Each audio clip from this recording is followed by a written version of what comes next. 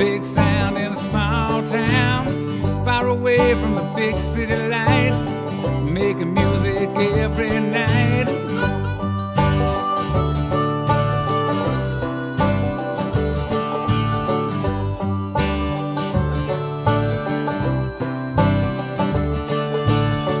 Good music with all our friends.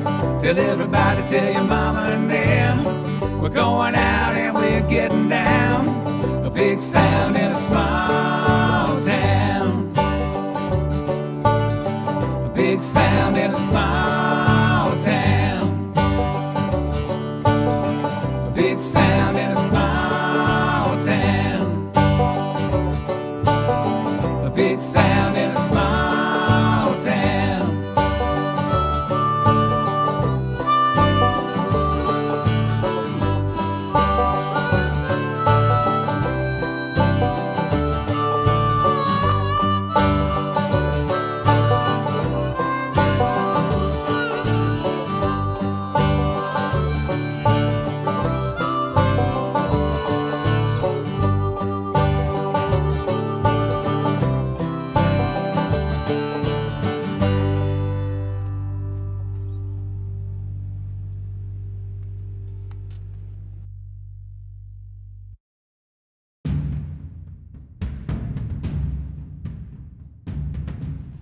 Hi, welcome to Season 4 of Big Sound Small Town.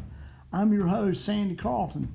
Join me as musicians tell their stories about how they became musicians and the stories along the way.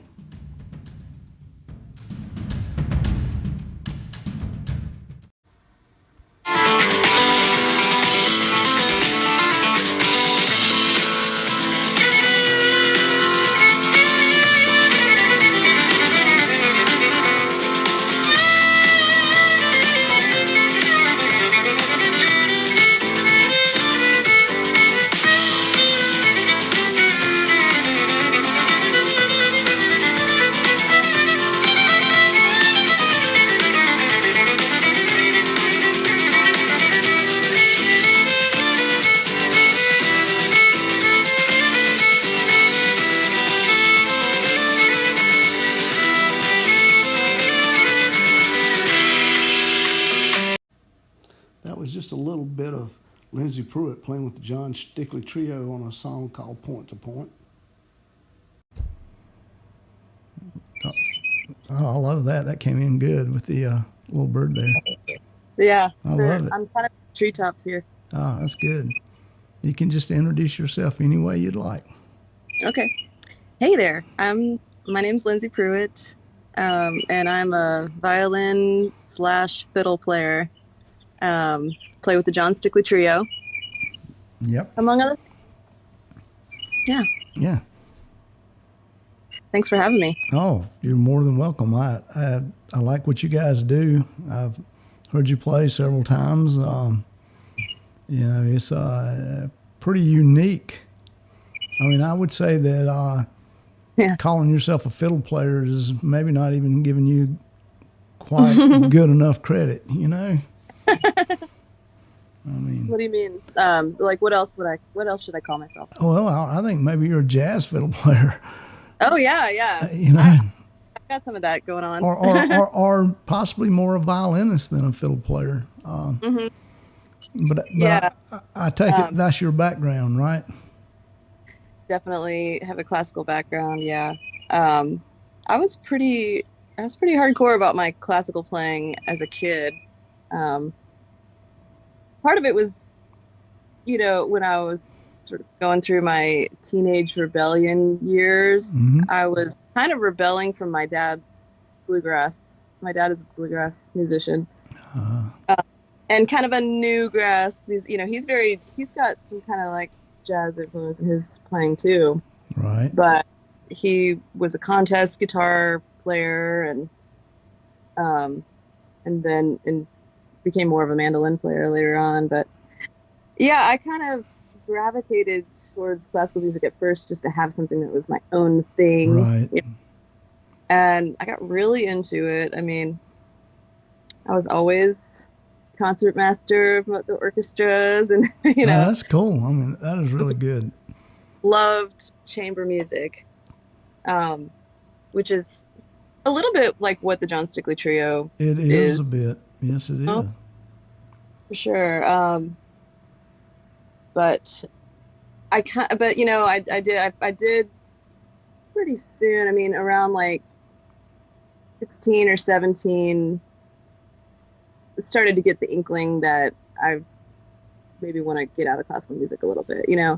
I mean, I was obsessed with Bela Fleck and the Flecktones, and not all about. I mean, I listened to all kinds of, I listened to Grisman and Grappelli. I was definitely like a newgrass kid, even like listening when I played music as a kid. More so than the straight up traditional bluegrass.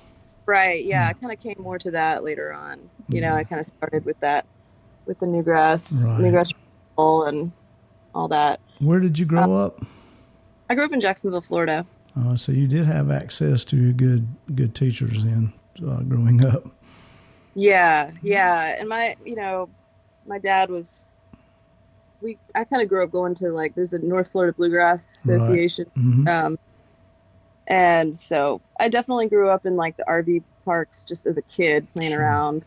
I remember meeting Mark O'Connor when I was like in 6th or 7th grade and getting him to sign my violin. Oh yeah. I mean, Mark. That was before my nice violin that I got when I was 12 that I still have. So you're playing a violin now that you got when you were 12? I was playing the same violin, until a couple years ago. I had a 5-string made for me. Right. And I've really fallen in love with that instrument. And my old violin, it's like a German, 1880s. It's a little bit disintegrating. It kind of needed to not have it on the road anymore. Yeah, I understand totally. I have one like that I do not take on the road. Yeah. So. But I mean, it felt like that violin felt like my vocal cords. It was hard to kind of transition at first. That's what about that. It's like this is just literally like, this is my sound. This is my voice, is this instrument. But, so it was kind of nice to find that I could, find a new voice. Yeah. A little deeper. Yeah. With a 5th string, I guess so. It's Casey Dreesen. Yes. Yeah. Yep. He's living in Nashville these days, actually. Yeah. His parents put their time here. I've taken some lessons with him in the past. Oh, he's a 5-string king. Yeah, he really is. He is the best. He's the man. He is. And he's the chop king, without a doubt. Yeah.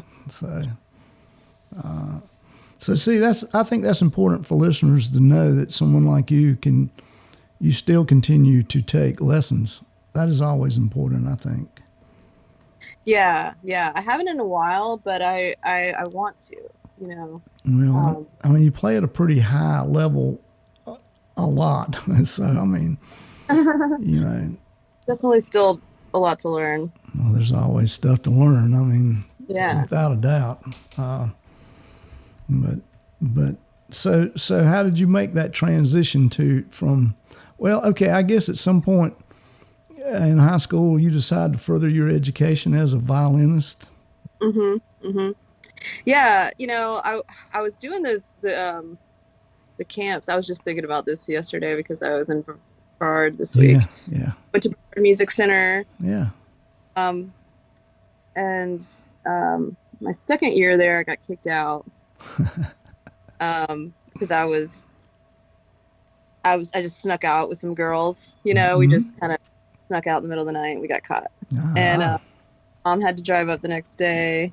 It's just funny because where 185 King Street is. Sure, yeah. That's where I was playing. We did a Tony Rice tribute on Tuesday. Right. And there's a Railroad Avenue is right next to that venue, and that's exactly where the Dean of Women pulled up and caught us. If we had feel a street sign, French Broad Street, which I Yeah. still have. But we just chucked a sign. They never knew we did that. But so the next year, I remember I went to EMF, Eastern Music Festival in Greensboro. Right. I remember that Mark O'Connor came to play, like, we were going to play one of, he was, a guest artist, and we were going to play one of his concertos or something. And I remember the snobbery about him. Like, it was like, looked down on him so much. And I was like, what? I mean, I grew up, listening to all that stuff. And, as an early kid, I was just like, I liked that kind of crossover, how he sort of had such a clean sound. Yeah, he did. Still does. Playing, yeah, still does. So dazzling. Yeah. And then I also kind of started to learn about how classical musicians they just audition forever and ever and ever. And you're kind of in this like world of like, you're just really never good enough. Because you're always trying to kind of, I don't know, you're just always auditioning. True. And in a very competitive world, and sort of the classical music world and in America, I don't think it's kind of get less and less. Anyways, so that was one side of it. Well, it does make music a contest, basically, is what it does, as opposed to playing for the own merits. And, it is total emulation of what someone else has done, as opposed to having any, there's no room to improvise. That does not happen, so. Yeah, and I didn't quite know that I wanted to do that yet, but and I started going to Spirit of the Swanee festivals, and see, my dad played. My dad actually, we were talking about Vassar for a second before we went online here, and Dad played with Vassar. Well, you want to go ahead and tell everybody that's listening who your dad is and about your dad? Oh yeah, my dad, Steve Pruett is his name, and my grandfather is a really good bluegrass musician too. But Dad, how like fiddle players used to, like, I think Buddy Smucker did this, and Vassar definitely did this, where they would kind of travel on their own and have a band wherever they went. Sure. And so he would come. Vassar had a cousin, Carol, who lived in Jacksonville. And so he came to Jacksonville a lot. And my dad and his friends were just always his backing band. So at Swanee festivals and then just gigs around the area. Right. So I got to have Vassar in my house when I was a teenager and meet him. And I didn't really, I have this picture of me with braces with him in my kitchen, where I was young enough where I didn't quite get it yet. Yeah. Fully.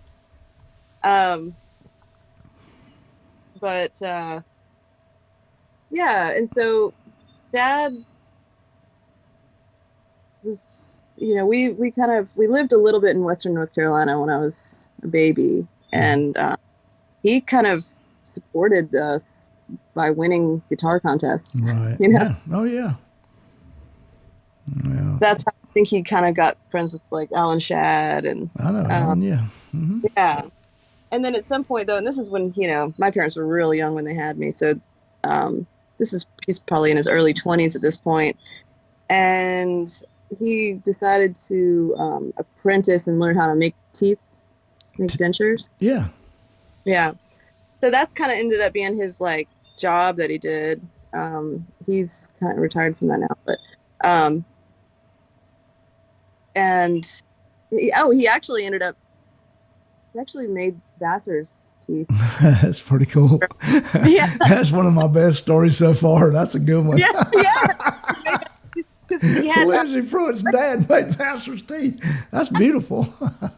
And what the cool part is, like, that, what his specific part of his job by that point, he was kind of like a master at that point, was like the final point in the process where you make their teeth look like their original teeth. Right. Yeah. Gotcha. The artistic side of it. Right. So he had this picture of that's his teeth, like close up, on this bulletin board. That's funny.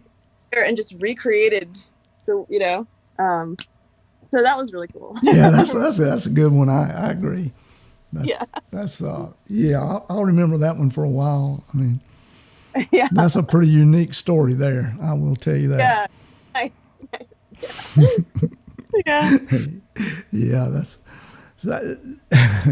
so. Did you, were you continuing on as a classical person? I mean, I take it you were still studying that.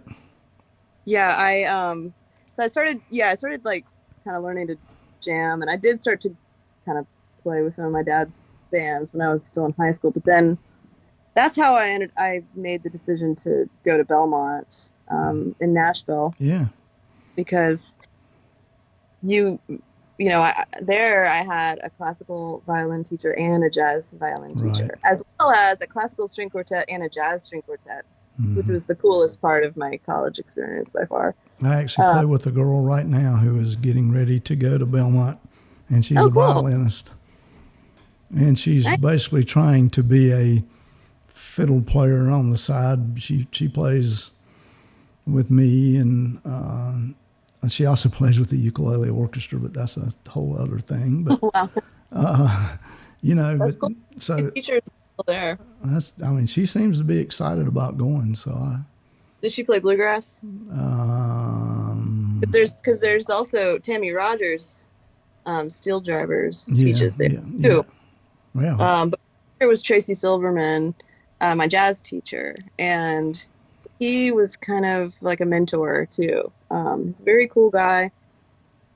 He studied, a lot about swing and like Brazilian music. Sure. Mm-hmm. He's like expert in that and Brazilian stuff. But he also had played in Turtle Island String Quartet. Which that's cool. Yeah. And, sure. So coached our string quartet, and we played Turtle Island arrangements, and that was just like, that was my shit. Oh yeah, that's good. That was good stuff. Yeah. It's still good stuff. I don't know why I said was. That. And my string quartet there, it kind of became like a little band. We played outside of school. Yeah. We called ourselves the Puppets Revolt. Oh, that's cool. And we made up our, we wrote together. We wrote our own stuff. And I just remember, that I was like, gosh, I feel like we were just best friends. And and I wish this is like the band I wish I would meet when I'm older. Right. To kind of live and do, I just thought this is the best. So yeah, that was really cool. And then, but also my classical teacher at Belmont was super influential on me. I use and teach and think about all the stuff that she told me every day, because she understood that I wasn't going to be a classical musician. Mm-hmm. So we played repertoire, but also mainly she just got so granular about just the basic techniques of how to play the violin and make a good, because it's like when you think of technique, all that really is just how to hold your body and make a good sound and play without tension. It's really about how to play without tension, which is really kind of hard to do, to tell you the truth, particularly with the violin. It really is. It really is. Violin is so complicated. It really is, because aside from just the basic fingering and the intonation, people have no idea about bowing and how bowing is so different. Yeah, I know. It changes the whole everything about the music with bowing techniques. So yeah, and so it's like just the basic thing of like getting from one end of the bow to the next, to the end. Yeah. it's like a little journey from getting from one end of the boat to the other, that I, was able to really focus on. I did so much like open string, long, slow open string work with her. And she was a strict teacher in a way. And she was, she had gone to Juilliard when she was like 16. Yeah, it makes a difference. She's an intense teacher. But she was also she became like your mom too, a little bit. And she just really knew how to get like so deep into the particulars. Yeah, that's good. How to hold your hands and play without tension. And, it's just kind of ironic sometimes because it would be like, relax, like sort of yelling at you to relax. Well, yeah. Oh, yeah. It's, what is really funny is, do you know who Tommy Jarrell is by any chance? Oh, yeah. I went to Tommy's a couple times, and Tommy has a very strange bowing pattern. Yeah. But he's totally relaxed because he's drunk. Or he was drunk, and but he had no intonation to save his life. Yet he's an old-time string fiddle legend. Legend, yeah. Yeah. I mean, I learned open tuning from him, from being around him. So, cool. Yeah, it's kind of cool, but you're pretty limited. Yeah, that's just like one side of fiddle playing that I've never really gone down that far. I could not see why you would waste your talents in going down that road. Oh, well, I mean, the best one I know is Rainer Garrett, and she, she don't do that anymore either. So, well. Yeah, she does, doesn't she? She does. She does some. Yeah, she still does some. That bowing it's like alien to me, and so to me it seems really hard. It is really hard. Especially there's a lot of great steadied fiddle players out there that can totally switch over, like a Brittany Haas or something. Oh yeah, she's great. Yeah, she's wonderful. But yeah, I mean, it and I think it kind of depends on when you come to that pattern in your life. Or yes, I think once you get a pretty strict regiment, it's hard to make that switch over because it's more about rhythm than it is anything else. I mean, it becomes almost percussive as opposed to a mechanism to make music with. So it's like it's a rhythmic style. Yeah. Yeah, and you know what? There's also kind of, I would say, like a social element to it too. Yeah, there is.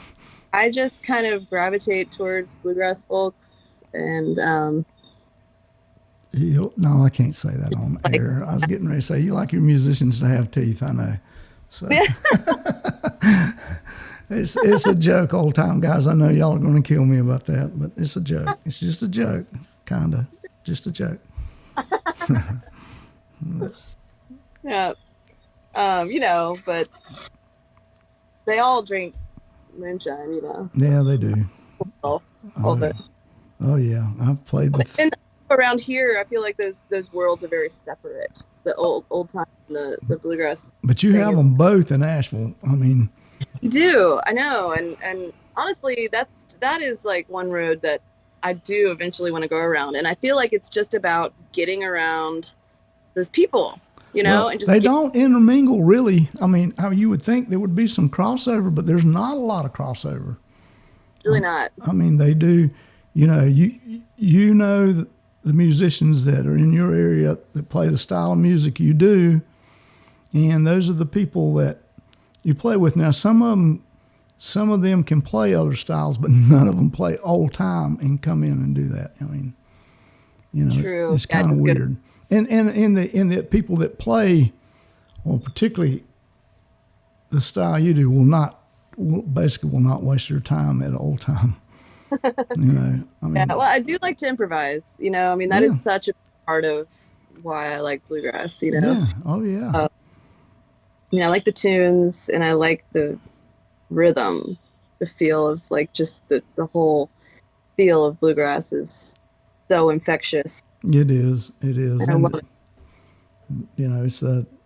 it's a improvising art for sure. Yeah, for sure. Yeah, and it's like I really got to see when I like growing up.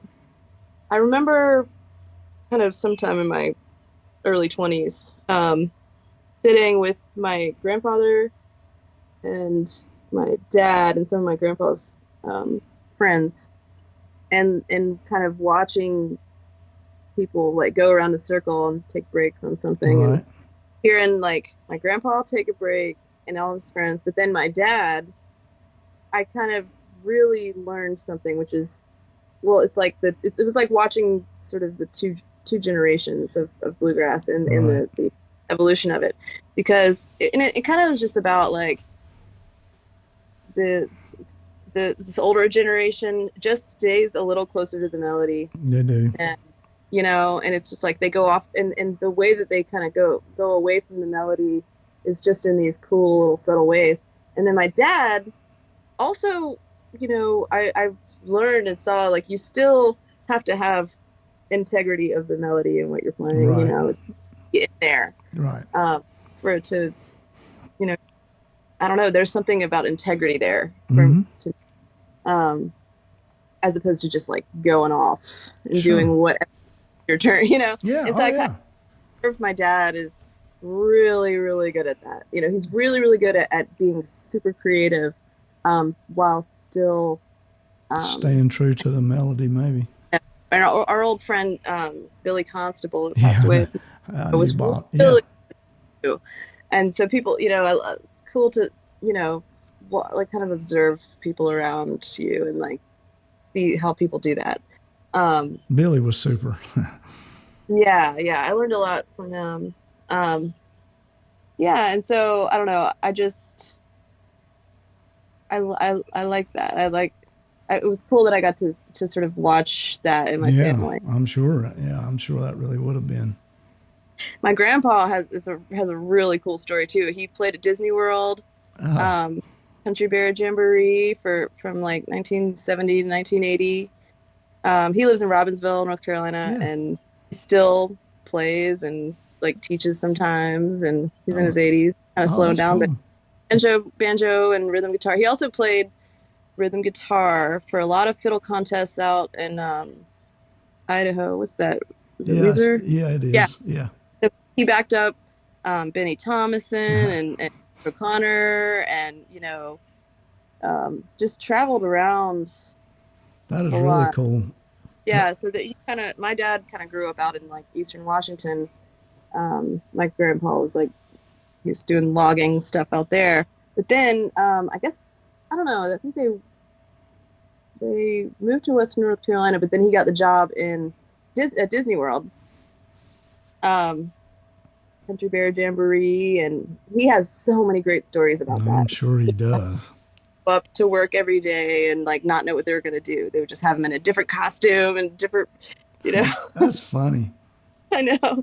And they had a lot of really great musicians come through there and play with him. Oh yeah.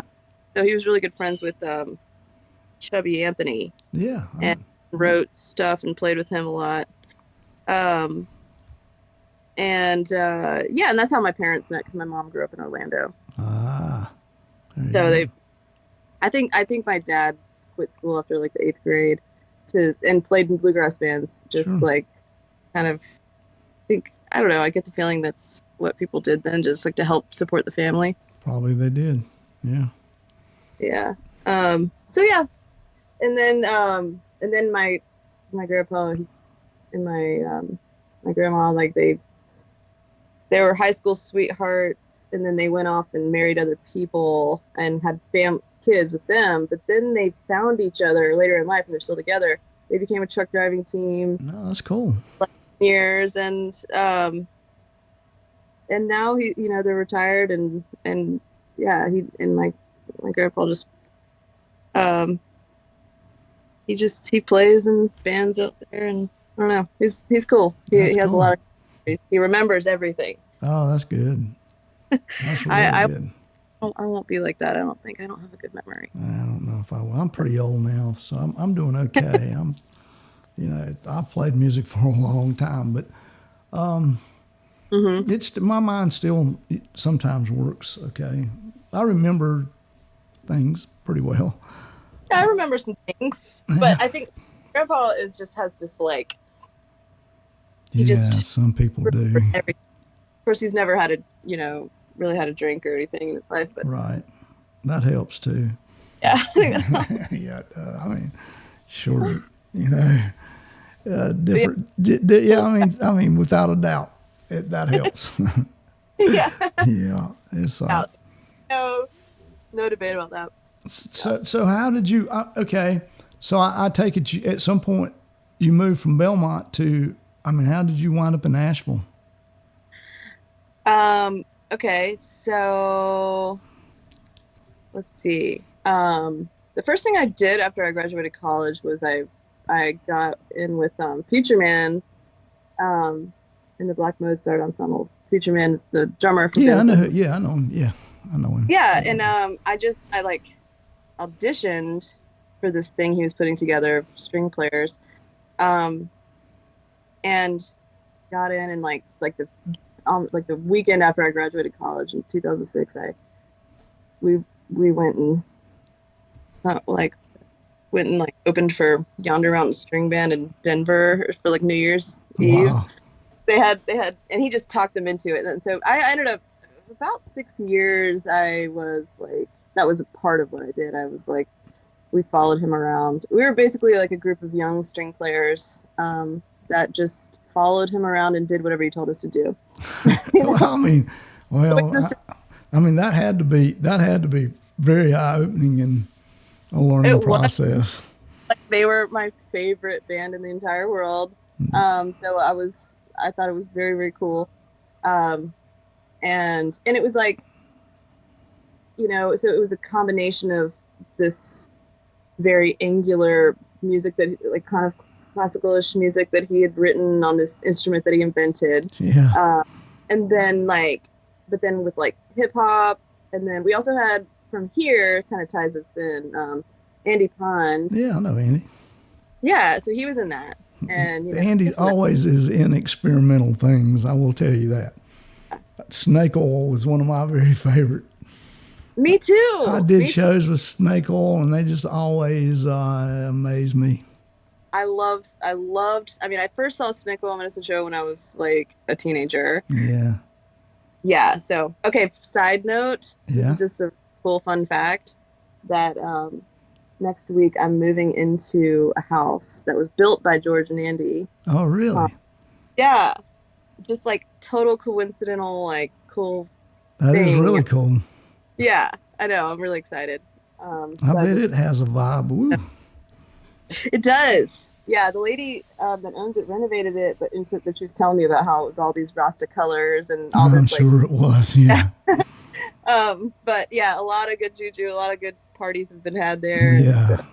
So I'm really excited about that. So. Yeah, that is too cool. Andy actually is getting ready to come do the podcast. Oh, awesome! Because it did maybe there might be I better not say, but they might be putting back maybe kind of the original Snake Oil a little bit. I was just getting word that Caroline's back on the East That's Coast. what I heard too, and I just had Jason. I just had Jason Crackle on the show, so that's why I know all this. So yeah, those are like some of the most interesting people in the world. Without a doubt. and so I got to really spend a lot of time with Andy at that time. We went to India twice with that band in 2010. Both times, the first time we went, I just did not get on the plane to come home. I just stayed last. I was in the air. And Andy was, and Fuge was like, they supported it. There was a flute player that, could take me, that was playing with us, that could take me around. French guy that was, had traveled there a lot. So I just stayed for another 10 days. And then I met somebody that I ended up, the next time we went, I stayed for 2 months afterward. So I just used, it was like a free plane ticket to India, you know? Yeah. And that's kind of a whole other thing I got in some trouble there. But Yeah, that's really cool. That's really cool too. I kind of knew about that, but I wanted to hear the story about it. That's really cool. yeah, I mean, and it was another thing of just like with the whole Future Man thing, we never really knew what we were doing. Like what it was like, it literally just like everything just was so bizarre and crazy that it was like you just had to open your mind and be like, okay, stand here now. We'll just rehearse this. And we got who playing with us? This is like a Chinese opera singer, or like, okay, we're gonna have this boxer on the road with us for 2 weeks now, or you know. Oh yeah, that's cool. I mean that is yeah, that's a beautiful side of music that very few people get to do or be a part of. Yeah, totally. Oh, I know. It was really cool to see that like open, like I think, and to kind of observe Future Man like Roy be almost so really not about the product, more about the process. Yeah. Mm-hmm. Like it was like all about the whole thing was the process of doing it, you know? So it was always tinkering, always trying something, not worrying if it didn't work, you know? Trying some like grandiose things, and just going for it. And it was inspiring to kind of observe that. Yeah, I'm sure it was. I'm sure. We were all just young, you know, like. Yeah. Oh, you'd have to be, without a doubt, you would have to be to be able to function that way. Yeah. So the people that were like the core group of that are, you know, friends forever. I'm sure. Yeah, I'm sure they are. Yeah. And so, you know, I spent just a few years in Nashville after college, and I just did all kinds of stuff. I played in a trip hop band for a long time, called the Janissary. That was really fun, and that was a band where I got to like really just do the process of like people putting music together. Right. Like spend a lot of time like making stuff up together as a group and figuring out like group dynamics and how to communicate and verse and stuff with music that you're just making up, you know? Right. Yeah. And then, I did a lot of session work, a lot. And a lot of, I did a whole bunch of orchestra stuff around that time too, like subbing in all these orchestras around Nashville. I never played with the Nashville Symphony, but I played in Huntsville, Alabama, Bowling Green, Kentucky, Lawrence, Alabama, Murfreesboro, you know, just so all these surrounding orchestras. And then even like the session work I was doing, I like, it was a lot of strings on albums. Mm-hmm. And, you know, I did a little bit of like country stuff on Broadway and a little bit of like stuff on did like a road country band. Mm-hmm. Kind of played the part, you know. I was kind of exploring, like, do I want to be a Nashville fiddle player? You know, it's like, man, I just looked around and I remember doing those gigs where we'd go out to like, there was a lot of like Indian reservation casino. Yeah, I'll play them. Yeah. And going down to Georgia and all that kind of stuff and wearing like the black t-shirt and jeans and boots.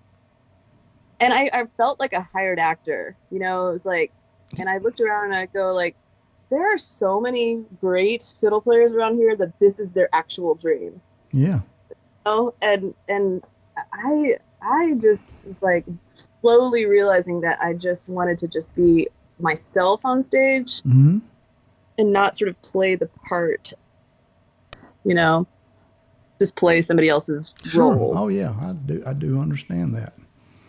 And I was like having kind of a hard time getting out of my classical thing in Nashville and sort of finding my own thing. Right. So I knew, I kind of figured out that I wanted to move, but I wasn't really sure what to do.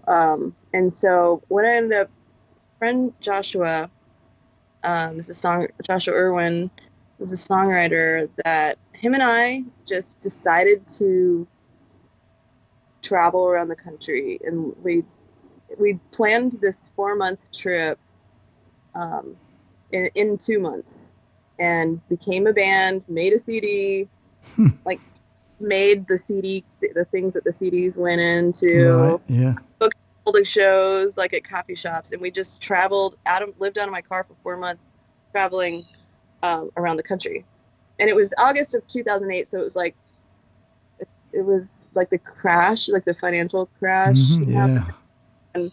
And my friend Josh is like, had a very like Woody Guthrie vibe, Right. sort of like boots and like working, sort of a working man songwriter. And so we kind of had this thing of like, we both wanted to like go, like getting really tired of playing shows in Nashville where it's like such a critical audience all the time. I agree. Yeah. You know what I mean? I do. I live there. Yeah.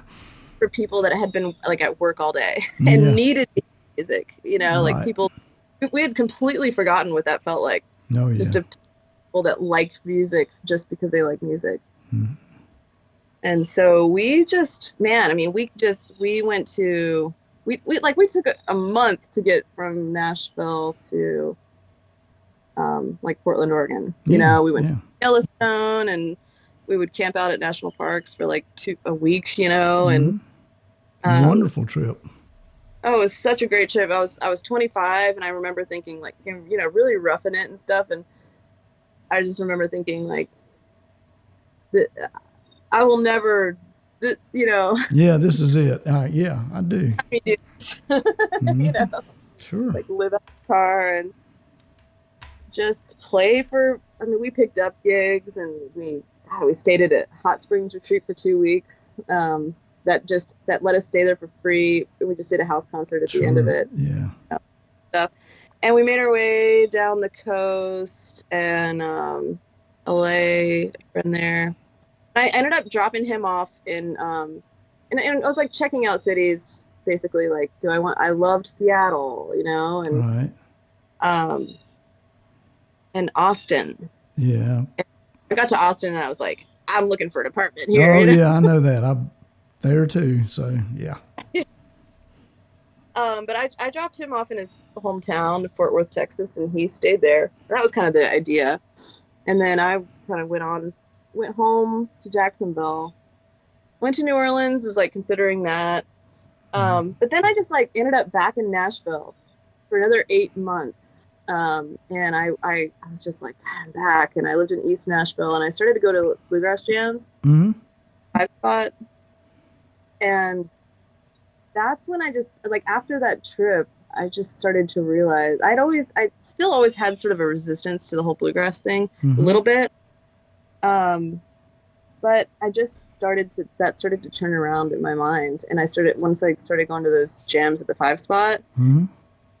But, the thing about those jams was like, everybody was such a hot shot there. Already. Yeah, they are. Yeah, they are. And I was playing with some really cool, have you ever heard of Aaron Till? I do. Yeah. He's from Jacksonville. And so he kind of knew my dad, and like, I would kind of just listen and jam with him. But, right. It was like, God, I kind of idolized his playing and everything. And, was just kind of like, what am I going to do? And then I was playing with this band called the Flea Market Hustlers, and we did some gig, and they were like, and one of them was like, I'm going to Asheville tomorrow to go to Rob Seven's house for a house concert, and it was Snakewell. Yeah. It was good. Andy, so I contacted it. So I stayed with Andy and his friends. And I just hopped in the car, like, was like, yeah, I don't have anything going on. Went to Asheville, and I just like fell in love with it. I moved here like a month later. It's a great place, without a doubt. Yeah, without a doubt. So I So I see once you got there, though, I mean, you kind of kept your classical side as, I mean, don't you? You're a professor, right? Yeah, well, I teach at UNCA, but I'm the Right, jazz teacher right. there, Yeah. I have and blue. Kind of like it's like you could say non-classical. It's like if right. people want to learn bluegrass or fiddly kind of stuff. I have a grandson at UNC Asheville, but he's on a soccer scholarship. He plays on the soccer team. Oh, cool. It's kind of cool. But They're really it's really getting their music school kind of gets better and better, I think. that's good. I mean, that's really I good. honestly don't have many students for me there. Mhm. I'm a student a semester. But I taught at Warren Wilson for a little while, a couple years, because they kind of wanted like a bluegrass. Yeah, I think they kind of did there for a while, and they may still want one. I don't know. Yeah, actually, Natalia, we're doing a little teacher. Natalia Weinstein. How do you say her name? Her and I have like sort of traded off students over the years, and right now she is basically just gave me her job at Academy for the Arts. Mm-hmm. I mean, I had to interview and do a resume, which is something I rarely do, but it's a really nice school that she is quitting to go be like a real, like a not just adjunct, whatever you call that. Right. Wilson. So she is going to be like the full-on bluegrass teacher there. That's cool. Yeah, and so I'm kind of taking over her students at Academy of the Arts.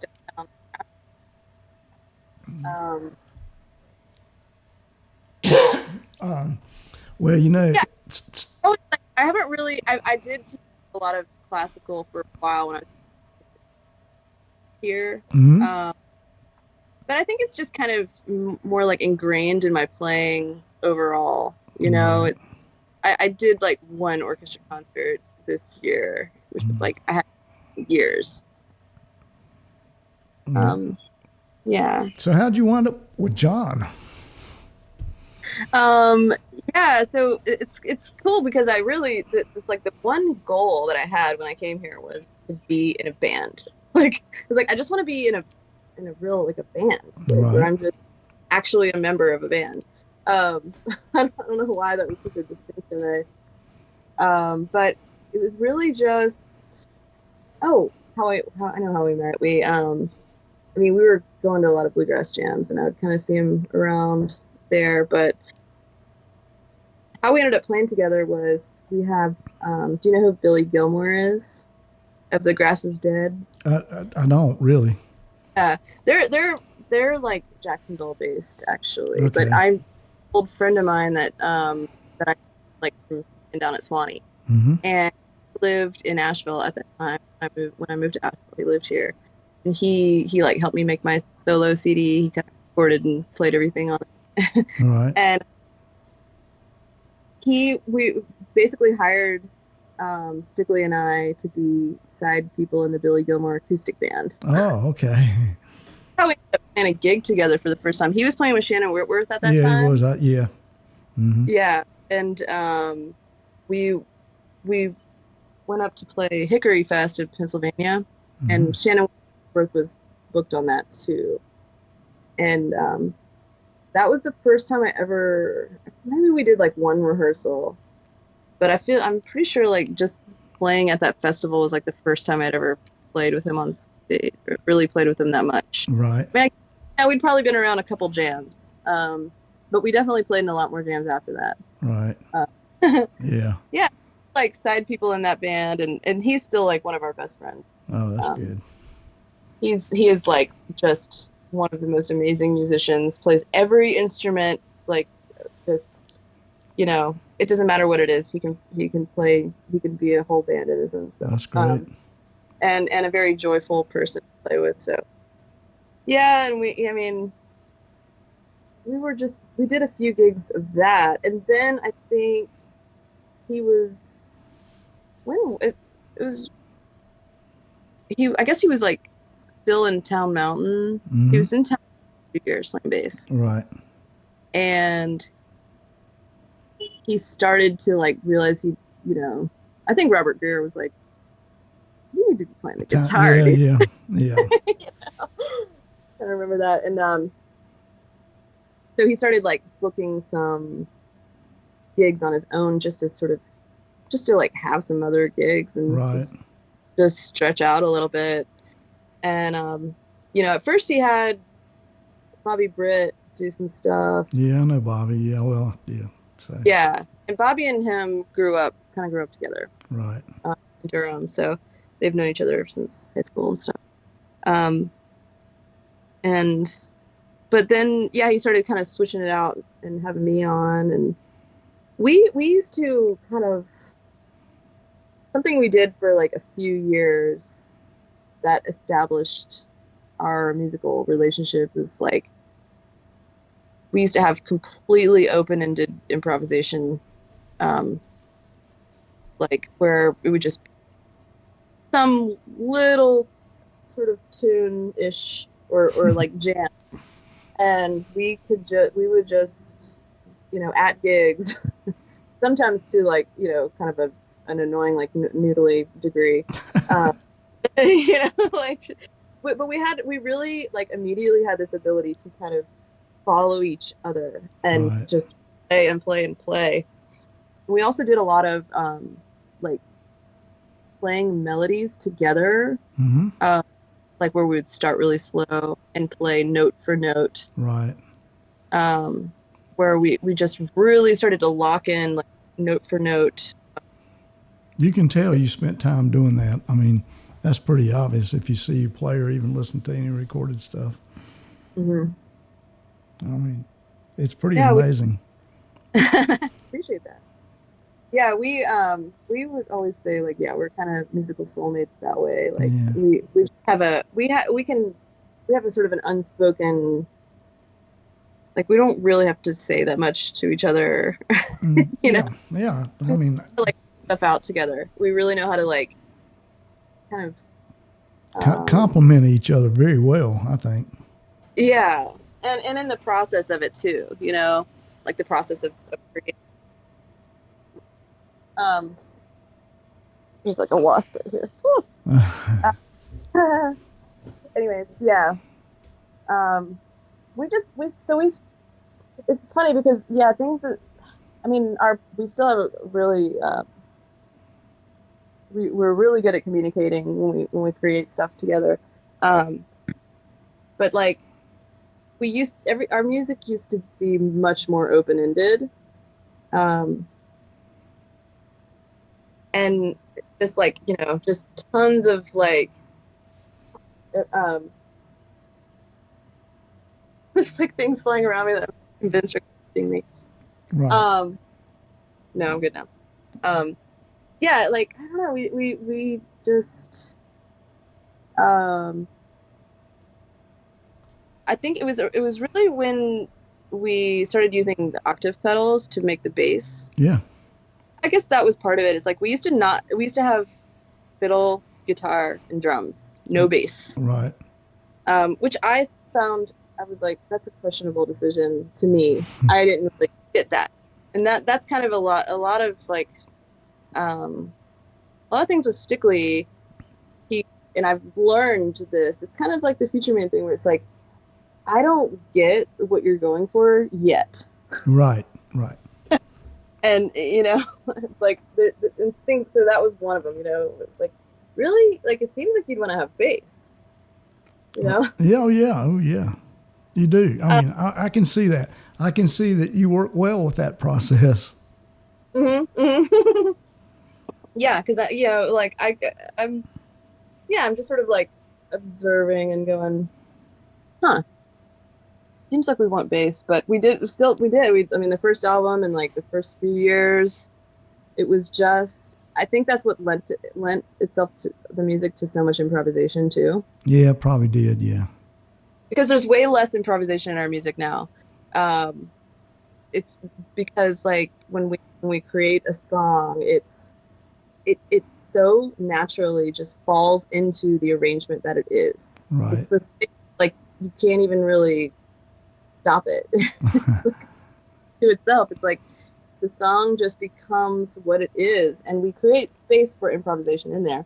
But having the bass and doing bass lines with our instruments through the octave pedals was like just created a lot more structure in our music. You know, I like. Yeah. Wait, I think it's better for like the whole, playing fest, like just playing a bigger stage. Well, I think that's probably what it is too. Is it lends itself to more commercial opportunities more than likely. Yeah. And the other thing that made our music go that way was when we started playing with our former drummer Patrick Armitage. Because it's so much more of a rock, hip hop like drummer, just playing a beat, and very creative, and but like just he grounded us. Like we really needed that at that time. Like yeah, I can see that. Yeah. Like, much better band. Just to be able to go see at a concert, like hey, this is like actually something you can kind of sink your teeth into a little bit more. So that was a growing point for us. We were with him for like 5 years. And then that kind of opened us up to like, well, we went really far in that direction. Right. With kind of it being a little more arranged. And then when like our paths kind of naturally went separate ways with him, but we kind of knew that then like the next way to go was to have someone like with more of a jazz background, right. Like improvisational style. And so